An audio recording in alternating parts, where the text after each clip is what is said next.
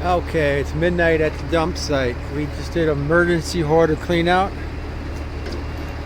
Customer didn't want his neighbors to see anything, so we did it in darkness.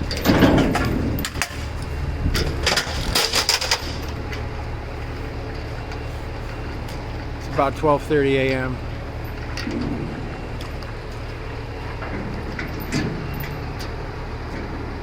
Did everything so really discreet, so his neighbors couldn't see anything. Backed it up right up to the door. This is midnight hoarder cleanout. Let's see if it all came out of the truck here.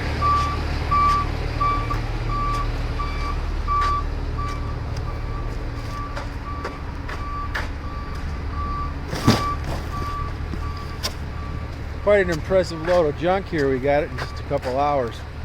This was in the middle of the night. Right now it's about 12:30 a.m. We got this load at night because he didn't want his neighbors to see us.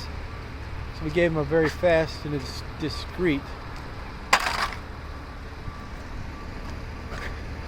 hoarder house clean out.